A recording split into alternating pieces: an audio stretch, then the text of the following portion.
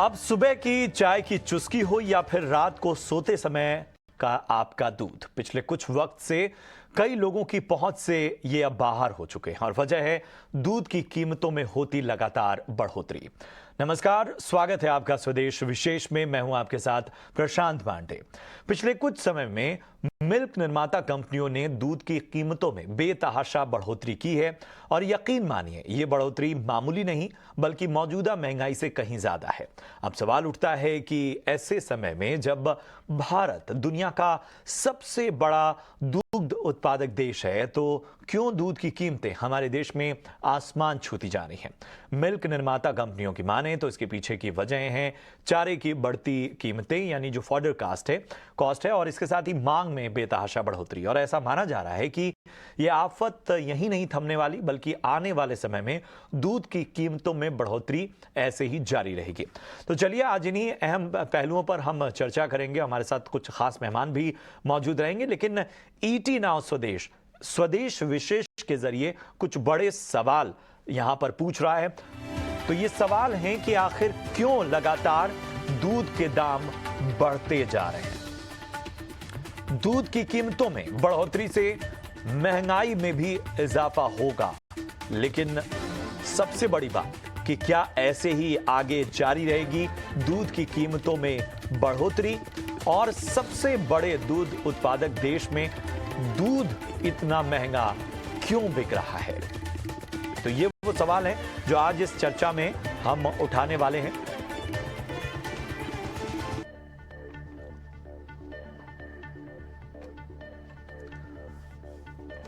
और इस चर्चा में हमारे साथ इस वक्त दो खास मेहमान जुड़े हुए हैं। हमारे साथ आर.एस. सोढ़ी साहब हैं जो कि पूर्व एमडी हैं अमूल से और इसके साथ ही इंडियन डेयरी एसोसिएशन के प्रेसिडेंट भी हैं। सोढ़ी सर, बहुत बहुत स्वागत है आपका। और इसके साथ ही मेरे सहयोगी विश्व मोहन भी हमारे साथ इस शो में जुड़ रहे हैं। सबसे पहले विश्व मोहन, मैं आपके पास आना चाहूँगा। जिस तरह की सबसे ज़्यादा हम तकलीफ देख रहे हैं कि डिमांड तो बढ़ती जा रही है और हम एक तरह से ये भी देख रहे हैं कि ये एक बेहतर तस्वीर भी प्रस्तुत करती है भारत के मामले में कि हम दूध उत्पादन के मामले में एक बड़ा स्थान रखते हैं। उसके बावजूद ये स्थितियां कि यहाँ पर दूध की कीमतें लगातार बढ़ती जा रही हैं, जो आंकड़े कह रहे हैं कि हाल फिलहाल अगर हम देखें कुछ महीनों में ही लगभग 14 से 15% तक दूध के दाम बढ़े हैं, जबकि महंगाई का जो लेवल है वो इससे कम है। ओके देखिए, अगर दूध उत्पादन की बात करें तो दुनिया में जितना भी दूध उत्पादन होता है उसमें से अकेले सिर्फ 20% भारत में दूध का उत्पादन होता है। और आम आदमी के खर्च में जो कुल उनके जो किचन का जो खर्च होता है उसमें से 20% तक खर्च दूध का होता है। और ऐसे में दूध पिछले 6-7 सालों में इतने दाम नहीं बढ़े जितने पिछले 1 साल में बढ़ गए हैं। तो इस कदर बढ़े, तो दाम क्यों बढ़ रहे हैं, सबसे बड़ा सवाल ये है। तो इसकी वजह यह है कि पशु चारे उसके दाम लगातार बढ़े हैं। जो भी एग्री प्रोडक्ट्स हो उसके बाई प्रोडक्ट्स है जिससे हम पशु चारे के तौर पर जिसका इस्तेमाल किया जाता है, चाहे वो मस्टर्ड सीड से निकलने वाले खल हो या फिर बिनौला खल हो जिसे हम कॉटन सीड ऑयल के बाद जो निकलता है खल, कॉटन खल वो हो, या फिर सोया के खल हो, या तमाम तरह के जो पशु चारे हैं उसके दाम पिछले 1 साल में 20 से 25% तक बढ़ गए हैं। वही सबसे बड़ी वजह है। और दाम बढ़ने की वजह से जो किसान हैं जो पशुपालन करते हैं उन्होंने भी अपने जो पशुओं को की संख्या है उसे कम करनी शुरू कर दी है। और पिछले 2 साल 21-20 से लेकर 22 के दौरान हुआ क्या, कोरोना काल में जब दूध की मांग कम थी, फिजिकली लोग दूध कम लेने जाते थे, डेयरी बहुत सारी डेयरी बंद थी, बहुत सारे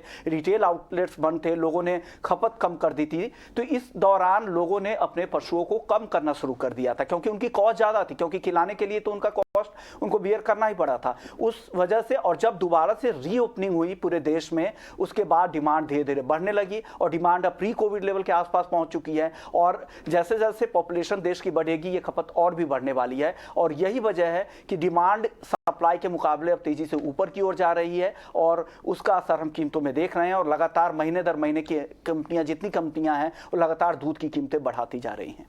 तो बिल्कुल, तो बहुत सारे पहलू हैं जिसको विश्व मोहन ने आपके सामने रखा कि आखिर वो क्या फैक्टर्स हैं जिनकी वजह से दूध के दाम जो हैं वो इस वक्त लगातार बढ़ते जा रहे हैं और बार बार जो दूध कंपनियां हैं वो दाम बढ़ा रही हैं। सोढ़ी सर, पिछले कुछ महीनों में जैसा मैंने कहा कि दूध के दाम 14 से 15% तक बढ़े हैं और ये वाकई मौजूदा महंगाई से कहीं ज़्यादा है। आपके मायने में ये संकेत क्या क्या रहे हैं? क्या आपको लगता है कि आने वाले दिनों में भी दूध की कीमतें इसी तरह और उनमें बढ़ोतरी जारी रहेगी? देखिए, आप बिल्कुल सही फरमाते हैं। पिछले 15 महीने में दूध और दूध की पैदाइश जो है 14 से 15% प्राइस बढ़े हैं। पर ये 15 महीने की जगह आप पिछले 36 महीने लें तो आप देखेंगे टोटल जो इंक्रीज हुई है वो पिछले 15 महीने में ही हुई है। तो जो आप महंगाई या इन्फ्लेशन की बात कर रहे हैं, ये शॉर्ट पीरियड में आपको ज्यादा लगती है, पर अगर पिछले 3 साल की बात करें तो ये जो नॉर्मल इन्फ्लेशन या फूड इन्फ्लेशन से बहुत ही कम। पहली बात तो ये जान लीजिए। दूसरी बात देखिए, ये जो आप महंगाई या इन्फ्लेशन बात कर रहे हैं, आप अपने पर्सपेक्टिव से देख रहे हैं महंगाई। मैं भी एक कंज्यूमर दूध का, मेरी वाइफ भी है, तो हमारे पर्सपेक्टिव से इन्फ्लेशन है। पर अगर आप फार्मर्स के पर्सपेक्टिव से देखिए, जो इस वक्त 9 करोड़ परिवार दूध के ऊपर डिपेंडेंट है, दूध की बेच के उसकी कमाई, उनके लिए इंक्रीज इन इनकम है। तो पहले ये दो पर्सपेक्टिव समझ लिए। तो अब उसका कारण क्या है? देखिए, जब मार्च 2020 में कोविड आया तो सब हो गया था कि लॉकडाउन हो गया था, वर्क फ्रॉम होम हो गया था, होटल रेस्टोरेंट होरेका सब बंद हो गए, आइसक्रीम बिकनी कम हो गई 2 साल तक। तो मार्केट में जो डिमांड थी कम हुई, पर गाय भैंसों ने तो दूध देना कम नहीं किया, वो तो वही दे रहे थे। तो उससे जो सरप्लस दूध था वो कमोडिटी में डाइवर्ट हो गया, स्किम मिल्क पाउडर और व्हाइट फैट या घी की तरफ। तो उससे कमोडिटी के प्राइस गिर गए ड्रास्टिकली, और उसकी वजह से जो किसानों को दूध का प्राइस मिलता था वो कोविड के दौरान कम हो गया, एक्सेप्ट कुछ स्टेट जैसे गुजरात वगैरह में जहां पे भी कोऑपरेटिव का ढांचा अच्छा है, वहां पे नहीं गिरा। अब जब दूध का किसानों को प्राइस मिला तो नेचुरली उन्होंने खिलाना कम कर दिया, नए पशु खरीद में इन्वेस्टमेंट कम कर दी, और जो दूसरे थे वो कर दिए। एक तो उसका इम्पैक्ट अभी आ रहा है। दूसरा क्या हुआ कि पिछले 1 साल में अभी कोविड खुल गया तो एकदम डिमांड बढ़ गई, होरेका सेगमेंट खुल गया, होटल रेस्टोरेंट खुल गए, शादी ब्याह, तो डिमांड बढ़ गई। प्रोडक्शन उस हिसाब से उतना ग्रोथ नहीं आया, तो जो डेफिसिट में डिमांड सप्लाई का गैप आया। दूसरा कारण है कि पिछले कोविड में देखिए, गाय भैंस में काल्विंग होती है, जब वो ब्याती है और जो डिलीवरी थी उसके बाद दूध बढ़ता है। तो कोविड के दौरान जो आर्टिफिशियल इंसेमिनेशन होता है उसका भी ग्रोथ रेट कम हो गया क्योंकि मूवमेंट बंद हो गया। उसकी जो डिलीवरी आफ्टर 9 महीने साल बाद जो आनी थी वो डिले हो गई। तीसरा, लंपी स्किन के कारण भी थोड़ा प्रोडक्शन में इंपैक्ट आया। Yes sir. और उसके कारण भी थोड़ी प्रोडक्टिविटी लो हुई। तो ये वो अहम फैक्टर्स थे जिनको सोढी सर ने बताया कि आखिर किस वजह से जो हैं वो दूध के दाम इस तरह से बढ़ रहे हैं। महंगाई एक बहुत बड़ा फैक्टर है, लेकिन कोविड के दौरान जो जिस तरह से डिमांड में कमी आई और जो डिमांड जो है उस समय जिस तरह का उत्पादन हो रहा था उस तरह किस तरह से उसे डेयरी प्रोडक्ट्स में या कमोडिटीज़ में शिफ्ट करना पड़ा, वो एक बहुत बड़ा फैक्टर है। ऐसे में विश्वमोहन, सवाल ये उठता है कि क्या जिस तरह की स्थितियां फिलहाल हैं, जिस तरह के ऑब्जर्वेशन आप सभी के हैं, क्या आगे भी ये जो बढ़ोतरी है दूध के दाम में वो जारी रहेगी? ओके, आप देख सकते हैं कि आमतौर पे सर्दियों में होता क्या है कि जो पशु होते हैं, मवेशी होते हैं, उनकी दूध की मात्रा बढ़ जाती है, वो दूध ज़्यादा देने लगती हैं। लेकिन जैसे जैसे गर्मी की तरफ आप बढ़ेंगे तो दूध की मात्रा उनकी कम हो जाती है, दूध कम देते हैं। ये आमतौर का फिनोमेना है जो हिस्टोरिकल इस तरह की चीज़ें रिपीट होती है। लेकिन उस दूसरी तरफ डिमांड गर्मियों में ज़्यादा होती है। तो गर्मियों में डिमांड किस चीज़ की होती है? तो दही की डिमांड बहुत ज़्यादा बढ़ जाती है, छाछ की डिमांड बहुत ज़्यादा बढ़ जाती है, जितने सारे प्रोडक्ट्स हैं, चाहे वो आइसक्रीम वगैरह हो और कई सारे मिल्क प्रोडक्ट्स हैं, उनकी डिमांड बढ़ जाती है। लेकिन उसके मुकाबले में आपकी सप्लाई धीरे धीरे कम होती जाएंगी और उसको लेकर अचानक से कुछ बड़े बदलाव हो नहीं जाएंगे। जो पशु कम हो गए हैं, लंपी डिजीज वगैरह की वजह से जो कम हो गए थे, तो तमाम ऐसी चीज़ों की वजह से सप्लाई तो कम होती रहेंगी लेकिन डिमांड लगातार बढ़ती रही है। तो ऐसे में आपको ढूंढना होगा कि कुछ नए प्रोडक्ट्स ऑल्टरनेटिव ढूंढने पड़ेंगे ताकि इसकी भरपाई हो सके, नहीं तो डिमांड तो कम ही नहीं रहेगी और डिमांड ज़्यादा रहेंगी तो डेफिनेटली उसका असर आपको आने वाले समय में भी दाम में दिखेगा और गर्मियों तक दाम और तेजी से ऊपर की तरफ जा सकते हैं। बिल्कुल, तो फिलहाल जो संकेत हैं वो यही कह रहे हैं कि ये जो दाम है, जिस तरह की स्थितियां हैं उसमें दाम में किसी तरह की नरमी के संकेत तो नहीं मिल रहे हैं। सोढी सर, साल 2022 से ही हम देख रहे हैं कि दाम तेजी से बढ़े हैं, वजह आपने बताई, लेकिन क्या दूध उद्योग की लागत एक बहुत बड़ा फैक्टर है? रोबस्ट डिमांड फैक्टर को देखें तो वो किस तरह की है, क्या ये वो भी फैक्टर्स हैं? बिल्कुल, लागत देखिए, आप दूध बनता कैसे है? दूध गाय या भैंस फीड और फॉडर खा के, घास चारा और कैटल फीड खा के देती है। अब जब उसके भाव अगर आप देखें पिछले 1.5-2 साल में 20 से 25% बढ़ गए। अब लागत बढ़ गई, पहले भाव मिले नहीं, नए एनिमल कम इंडक्ट हुए, तो उसकी वजह से प्रोडक्शन की वो ग्रोथ था ही नहीं, जबकि डिमांड में ज्यादा ग्रोथ आ गई। अभी हमारा विंटर खत्म हुआ, जिसको हम दूध के डेयरी सेक्टर में फ्लश सीजन कहते हैं, जिसमें 25 से 30% दूध का प्रोडक्शन ज्यादा होता है। उसमें हम समर के लिए स्टॉक करते हैं कमोडिटी का, अभी वो स्टॉक भी नहीं हो पाया। तो आप जिसको मतलब महंगाई दे रहे हैं, मैं मानता हूं ये कंज्यूमर को इम्पैक्ट कर रही है और नहीं करना चाहिए, पर अगर आपने अभी दूध के भाव अच्छे नहीं दिए तो आपको समर में और नेक्स्ट विंटर में दूध नहीं मिलेगा। बिल्कुल बिल्कुल, और आपने बात किया आने वाले वक्त में और समर्स का जिक्र किया, तो गर्मी का समय शुरू हो चुका है। सामान्य तौर पर गर्मियों में सप्लाई पर असर दिखता भी है। क्या इस बार सप्लाई चेन बेहतर है या वहां पर भी कुछ समस्याएं आपको दिख रही हैं? नहीं, सप्लाई टाइट है, मैं नहीं कहूंगा कि बहुत अच्छी है। अभी कोई शॉर्टेज नहीं है दूध की, आपको जितना चाहिए दूध मिलेगा, पर समर जब आएगा तो हो सकता है सिचुएशन टाइट रहेगी। तो हमको थोड़ा बड़ा सब लोगों को, डेयरी उद्योग को, डेयरी कंपनीज को, ब्रांड्स को बस सोच समझ के करना है कि कैसे समर की रिक्वायरमेंट पूरा करें, ताकि रेट तो हमने बढ़ा दिए पर कस्टमर को अच्छा दूध या दूध के प्रोडक्ट सही दाम पे मिले। बिल्कुल सर, और वाकई इन चीज़ों को समझना बहुत आवश्यक है कि हम इसके ज़रिए ये समझ पा रहे हैं कि मौजूदा जो हम दाम बढ़ोतरी को देख रहे हैं उसके फैक्टर्स क्या क्या हैं। गर्मियां शुरू हो चुकी हैं तो हमारी सप्लाई चेन और बाकी चीज़ें हैं वो किस तरह की हैं। लेकिन ज़रा अपने दर्शकों को मैं चाहूँगा कि ये जो ग्राफिक्स है, ये फुल फ्रेम हमारे जो टीम है वो फ्लैश करें। ज़रा देखिए दूध में जो उबाल है वो किस तरह से है। पिछले कुछ महीनों में, चंद महीनों की अगर हम बात करें तो दूध के दाम 14 से 15% तक बढ़े हैं।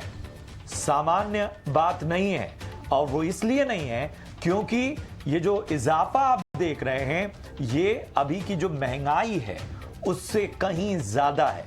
आमतौर पर कीमतों में जब बढ़ोतरी होती है तो उसको इन्फ्लेशन से जोड़कर देखा जाता है। अब किस लिहाज से पिछले 3 सालों में अगर हम देखें, ये चंद महीनों को अगर हम उसमें निकाल दें तो पिछले 3 सालों में दूध की कीमतों में जो बढ़ोतरी रही 7% तक गई या उससे कम रही, इससे ज्यादा नहीं हुई। लेकिन हाल फिलहाल 14 से 15% कुछ चंद महीनों में देखी गई है।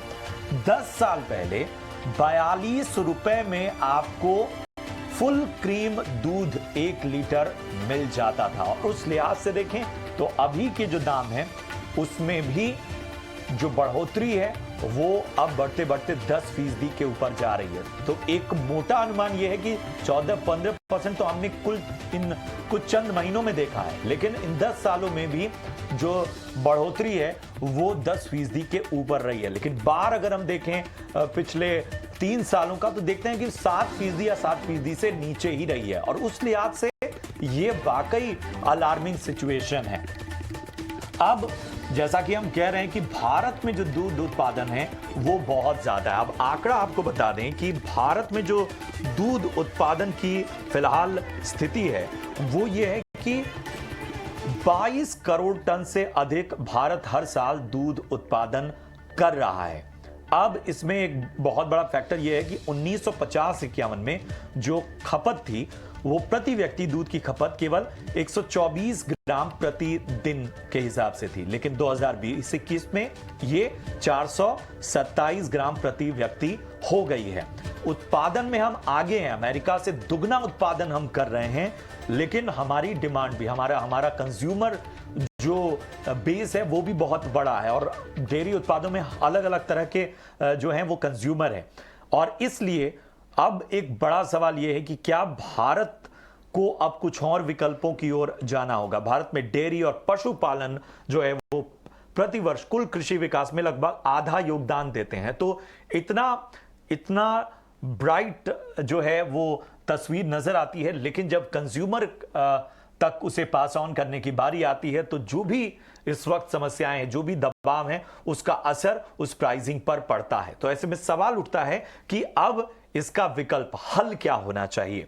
विश्वमोहन, अगर हम समाधान की ओर देखें तो ठीक है, हम देख रहे हैं कि इतनी सारी समस्याएं हैं जिसमें हमें यह नजर आ रहा है कि बहुत कम हमारे पास रास्ते हैं जिसके जरिए हम प्राइसिंग पर कंट्रोल कर सकते हैं। फिर भी दर्शकों की जानकारी के लिए वो कौन कौन से विकल्प हैं जो अभी से कम थोड़ा बेहतर स्थितियां बना सकते हैं। ओके, डेफिनेटली जिस तरह से डिमांड बढ़ रही है तो उस डिमांड को पूरा करने के लिए आपको तैयारी तो करनी ही पड़ेगी। अगर तैयारी नहीं करेंगे तो मिलावटी दूध आपको मिलेंगे, उससे मिलावटी प्रोडक्ट्स मिलेंगे, और वो हो भी रहा है, देश भर में हो रहा है और कई चीज़ें इस बात के खुलासा भी होते हैं। लेकिन इसके लिए आपको कई सारे ऐसे विकल्प है दूध के अलग जो प्लांट से रिलेटेड है, उस पर अगर आप फोकस करेंगे तो ऐसे मिल्क पे एक तो सबसे अच्छी बात यह है कि उसमें फैट भी कम होता है। सबसे पॉपुलर है इस मिल्क ऑप्शन में वो है सोया मिल्क। सोया मिल्क सबसे तेजी से पॉपुलर हुआ। सोया मिल्क के बहुत सारे प्रोडक्ट भी बाजार में मौजूद है। और प्रोटीन की अगर बात करें तो नॉर्मल जो पशुओं के जो मिल्क होते हैं उसके मुकाबले सिर्फ 1% कम प्रोटीन होता है। गाय के दूध में बोला जाता है कि 8% प्रोटीन है, तो यहाँ पर 7% प्रोटीन सोया मिल्क में भी होता है। तो सोया मिल्क भी एक अच्छा स्रोत है। साथ ही कैल्शियम की मात्रा भी सोया मिल्क में काफी रहती है। और यही नहीं, सोया मिल्क के कई सारे प्रोडक्ट आते हैं। आप पनीर भी देखेंगे तो बाजार में सारे ग्रोसरी स्टोर्स पे आप इसे ले सकते हैं। इसके अलावा एक और विकल्प है, वो है कोकोनट मिल्क। कोकोनट मिल्क को संपूर्ण आहार कहा जाता है। फास्टिंग के दौरान भी लोग इसे साउथ इंडिया में इसे काफी कंज्यूम करते हैं और एक अच्छा विकल्प है। वो क्रीमी भी होता है, शेक वगैरह बनाने में भी उसका खूब इस्तेमाल होता है। इसके अलावा बादाम का मिल्क, जो बादाम का मिल्क होता है वो काफी क्रीमी होता है। इसे भी शेक बनाने के लिए और इस आप पूरी तरह से संपूर्ण डाइट के तौर पर भी इसे लिया जाता है और हेल्दी भी काफी माना जाता है। लेकिन जिनको कुछ एलर्जी होती है अगर ऐसे मिल्क से, तो राइस मिल्क, वो काफी लाइट होता है, आपको फैट की चिंता नहीं करनी होगी। तो राइस मिल्क, ओट्स मिल्क, ये सारे विकल्प है। तो कुछ ऐसे विकल्प है बाजार में जिसकी ओर भी आप फोकस कर सकते हैं। और जो न्यूट्रिशन आपको दूध में चाहिए, गाय के दूध से जो न्यूट्रिशन मिलेगा वो इन दूध के जरिए भी आप पा सकते हैं। पूरी तरह तो नहीं, कम से कम 80 to 90% आप जरूर इससे भी हासिल कर सकते हैं। बिल्कुल। तो ये वो अहम विकल्प हैं जिनके जरिए जो है वो दूध के जो ऑप्शंस की बात की जा रही है उनका विकल्प खोजा जा सकता है। लेकिन हाँ, ये पूरी तरह से जो दूध की आपकी ज़रूरत है उसको रिप्लेस कर पाए, ये भी सही नहीं है। सोडी सर, आप इंडियन डेयरी एसोसिएशन के प्रेसिडेंट भी हैं और पूरे देश के दुग्ध उत्पादन का लेखा जोखा आपके पास है। क्या इस बार देश में दूध उत्पादन की जो स्थितियां हैं वो ठीक हैं? ये उपलब्धता अगर हम बात करें कंज्यूमर के लिहाज से तो क्या वो पर्याप्त है? देखिए, दूध की प्रोडक्शन कम नहीं हुई, डिमांड बढ़ गया है, कमोडिटी का स्टॉक कम है, तो बहुत टाइट सिचुएशन है। तो हमको आगे देखना 2-3 महीने में कैसी प्रोडक्शन या उपलब्धि रहती है और कैसे डिमांड रहती है। तो मैं ये नहीं कहता कि बहुत कंफर्टेबल है, काफी सिचुएशन काफी टाइट है।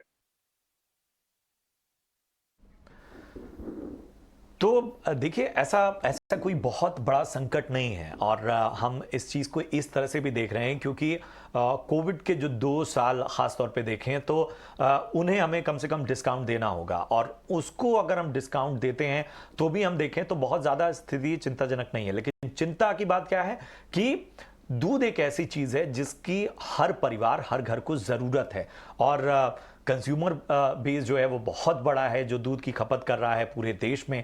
ऐसे में ये जो हमें कोविड के दौरान डेंट लगा और अब स्थितियां जो हैं, जो कि हम उसके फैक्टर्स भी हमने आपको गिनाए, लंपी वायरस की बात कर लें या फिर हम देखें कि एक तरह से जो फॉडर कॉस्ट है, जो चारे की कीमत है, वो भी लगातार बढ़ती जा रही है।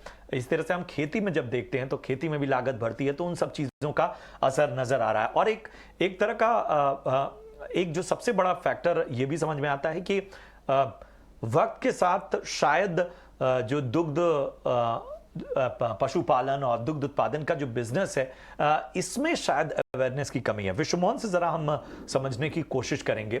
विश्वमोहन, ये पूरा जो कारोबार है पशुपालन का, डेयरी का, भारत में जाहिर सी बात है, अगर हम कह रहे हैं कि पशुपालन डेयरी कृषि विकास में आधा योगदान दे रहे हैं और एक शाइनिंग एक सेक्टर है, एक सेगमेंट है, इस लिहाज से भारत में क्या अभी की पीढ़ी है या अभी के वक्त में चुनौतियां ऐसी हैं जिसकी वजह से थोड़ा सा रुझान कम हुआ है? देखिए, सबसे बड़ी बात क्या है, मैं अभी हाल ही में बजट के दौरान एग्री बेल्ट में गया था, महाराष्ट्र के कई सारे जिले में गया, तो वहां पर वो उन लोगों की डिमांड क्या है, वो क्यों खेती से दूर हो रहे हैं, क्योंकि जहां पे भी एग्री बेल्ट है वहां पर अलाइड इंडस्ट्रीज नहीं, उससे जुड़े हुए नहीं है। अगर वो पशुपालन की तरफ जाते हैं, उनके नए जनरेशन, अगर युवा अगर कोई पशुपालन में जा रहा है, उनके प्रोडक्ट निकल रहे हैं, तो एक तो उनको बेहतर प्राइसिंग के साथ साथ आसपास ट्रांसपोर्टेशन की बेहतर व्यवस्था हो, बेहतर इंडस्ट्री हो, प्रोसेसिंग की जितनी इंडस्ट्री हो, चाहे वो दूध से बनाने वाले जितने भी प्रोडक्ट हो, पनीर हो, मिठाइयाँ हो या फिर अलग अलग चीज़ वगैरह हो, तमाम तरह के प्रोसेसिंग इंडस्ट्री आसपास हो, तो एक आसानी से उनके दूध भी बिक जाए, बेहतर दाम भी मिले और रोजगार की बेहतर व्यवस्था हो। आसपास के लोग अगर वो सुबह पशुपालन कर रहे हैं, यहाँ पर दूध से जुड़े हुए काम कर रहे हैं, तो दिन में जाकर किसी इंडस्ट्री में काम भी कर सकते हैं, साथ ही उनकी दूध की भी बिक्री हो सकती है। इस तरह से दूध को आपको बढ़ावा देना है। एक बड़ा प्रोडक्ट है, हर घर में यूज होता है, जैसा मैंने शुरुआत में भी कहा था कि हर किचन के बजट में 20% तक दूध का बजट होता है। ऐसे में अगर आपको बढ़ाना है, इंडिया ऑलरेडी 20 से 24% तक सालाना इंटरनेशनल लेवल पे आप देखें तो 20 से 24% हिस्सेदारी भारत रखता है कुल दूध उत्पादन में। अगर उस लेवल को बरकरार रखना है तो आसपास आपको उस तरह का माहौल क्रिएट करना पड़ेगा, बढ़ावा देना पड़ेगा और सरकार को भी इंसेंटिवाइज करना पड़ेगा, इंसेंटिव देना पड़ेगा जो इस ओर जाते हैं। ये हालांकि इसे एग्री इंडस्ट्री के तौर पर ही देखा जाता है, लेकिन एग्री के साथ साथ इसके लिए एक अलग से हिस्सा बनाना पड़ेगा और एफपीओज के जरिए इसको लेकर अवेयरनेस बढ़ाना पड़ेगा। नए किस्म के बारे में बातें करनी होगी कि नए नए पशुओं को कैसे, नए ब्रीड की पशुओं को कैसे बढ़ावा देना है, कैसे ज्यादा से ज्यादा उसको मिल्क उत्पादन को बढ़ावा देना। तो इन सब चीजों को ध्यान रखें तो डेफिनेटली हम उत्पादन को और भी बढ़ा सकते हैं, क्योंकि हमारा कंज्यूमर बेस काफी बड़ा है और डिमांड बढ़ने के साथ साथ इस ओर भी हमें ध्यान देना होगा। बिल्कुल बिल्कुल। तो ये चीजें जो हैं, जो कहते हैं ना कि हर जो उद्योग है उसे री इन्वेंट करना पड़ता है, उसे नए तरीके खोजने पड़ते हैं और इसके लिए प्रोत्साहन के साथ साथ जागरूकता बहुत बड़ा फैक्टर है। इस बीच हमारे साथ फोन लाइन पर एक बेहद खास मेहमान जुड़ चुके हैं, भारत मथुरावाला हैं, सीधा हमारे साथ इस वक्त जुड़ चुके हैं। दुग्ध उत्पादन संघ मध्य प्रदेश से ताल्लुक रखते हैं भारत मथुरावाला साहब। ईटी नाउ संदेश में बहुत बहुत स्वागत है आपका। जरा हमें बताएं कि व्यापारियों के लिहाज से, किसानों के लिहाज से किस तरह की दिक्कतें आ रही हैं, क्योंकि दूध के दाम लगातार बढ़ते जा रहे हैं और क्या आने वाले वक्त में इनमें किसी नरमी के संकेत मिल सकते हैं? वर्तमान समय के अंदर दूध के जो भाव बढ़ने का प्रमुख कारण है कि प्रोडक्शन कास्ट ऑफ वैल्यू का बढ़ जाना। जैसे पशु आहार है, पशु आहार जब से कपासिया खली को डिब्बा मार्केट में लिया वायदा बाजार में, तब से निरंतर जो है खलियों के भाव बढ़ रहे हैं। जो 1700-1800 रुपए प्रति क्विंटल मिल रही थी खलियां, वो आज की तारीख में 3700-3800 रुपए हो गई है, जिससे कि प्रोडक्शन कास्ट ऑफ वैल्यू बढ़ रही है। जो चापड़ है, भूसा है, अभी जैसे अति वर्षा के कारण लोगों का केटल फीड जो पशु आहार था वो गीला हो गया, पशु बह गए, फिर उसके बाद लिप्सी बीमारी आई जिसके कारण से पशुओं की संख्या में कमी हो गई, तो दुधारू पशु की कीमतों में वृद्धि काफी हो गई है। और साथ ही साथ जो विक्रेता है, जो उपभोक्ताओं को घर घर दूध देता है, जैसे पेट्रोल डीजल है, इसके भाव बढ़ गए हैं, तो निश्चित रूप से सर्विस में भी प्रोडक्शन वैल्यू बढ़ी है और प्रोडक्शन जो दूध की उत्पादन लागत है उसमें भी बढ़ी है। और विशेष करके इस कारण से वर्तमान समय में अभी जैसे जैसे गर्मी आएगी तो गर्मी के अंदर दुधारू पशुओं के दूध की उत्पादन क्षमता कम हो जाएगी और वो इतनी हो जाएगी कि मतलब जो पशु 10 लीटर दूध दे रहा था वो 7 साढ़े 7 लीटर पे आता है, चूंकि उनकी डाइट तो वही रहती है। पहली बात। दूसरी बात, जो आजकल किसानों का रुझान इसलिए कम हो गया कि पहले जो दूध है वो दुधारू पशुओं को घर में सेवा के माध्यम से रखते थे हर घर के अंदर। आजकल उसका व्यवसायीकरण हो गया है, पहली बात। दूसरी बात, शहर से 40 किलोमीटर तक जो जमीनें हैं उनके भाव महंगे हो गए हैं, और उन महंगे भाव में जमीनें बेच के किसानों ने वहां से 100 किलोमीटर दूर ले लिए। तो आज किसान का जो नौजवान युवक है उनका रुझान दूध के उत्पादन में कम हो गया है। आज भी दूध इंदौर से 50 से 60 किलोमीटर दूर से आता है, और 200 किलोमीटर दूर तक से इंदौर के अंदर दूध आता है। इवन की एक देखा जाए तो राजस्थान तक से इंदौर के अंदर दूध आता है, और इस कारण जो ट्रांसपोर्टिंग है वो भी महंगी होने के कारण दूध के भाव में निरंतर बढ़ोतरी हो रही है। कपासिया खली महंगी होने के कारण जो किसान है और दूध उत्पादक है वो कपासिया खली न खिलाते हुए बियर का बगदा खिलाता है, ऑक्सीटोसिन इंजेक्शन लगाता है, जिससे कि दुधारू पशुओं के स्वास्थ्य पर विपरीत असर होता है। वह दूध की जो गुणवत्ता मिलना चाहिए वह नहीं मिल पाती है। इन सब कारणों से व्यवसायीकरण होने के कारण दूध का उत्पादन भी कम हुआ है पूरे देश के अंदर, और दूध की उत्पादन लागत मूल्य भी बढ़ी है। बिल्कुल, बहुत बहुत वैलिड पॉइंट्स भारत मथुरावाला साहब ने उठाए, और उनका इस शो में जुड़ना एक तरह से वैल्यू ऐड कर रहा है कि किस तरह से इस तरह की स्थितियां फिलहाल विश्वमोहन बनी हुई हैं और उसके कारण क्या हैं। बहुत बहुत शुक्रिया करेंगे भारत मथुरावाला साहब हमसे जुड़ने के लिए। इसके साथ ही सोडी सर, आपका भी बहुत बहुत धन्यवाद इस चर्चा में शामिल होने के लिए। विश्वमोहन, आपका भी बहुत बहुत धन्यवाद इस खास विश्लेषण के लिए। तो आज के शो में हमने चर्चा की कि आखिर चुनौतियां क्या हैं, समाधान के रास्ते क्या हैं, विकल्प क्या हैं, और इन गर्मियों में किस तरह की चुनौतियां निकलकर सामने आने आ गई हैं। और इसका निष्कर्ष ये निकल रहा है कि हर फ्रंट पर काम करने की आवश्यकता है। न सिर्फ एक तरह से ईज लानी होगी, आसानी लानी होगी इस पूरे उद्योग और व्यवसाय के लिए, बल्कि जो हमारा डिस्ट्रीब्यूशन सिस्टम है उसमें भी बहुत सारी सहूलियतों को शामिल करना होगा। और बड़े, जैसे हम गर्मी की बात कर रहे हैं, जहां पर एक नेचुरल बात है कि उत्पादन कम होगा, वहां उसके लिए पहले से तैयारियां करनी होंगी, और इस लिहाज से ही हम कंज्यूमर को इन सब चीजों का, खासतौर पे कम कीमतों का फायदा पहुंचा सकते हैं। फिलहाल इस चर्चा में जुड़ने के लिए आप सभी का बहुत बहुत शुक्रिया। देखते रहिए ET Now स्वदेश। नमस्कार।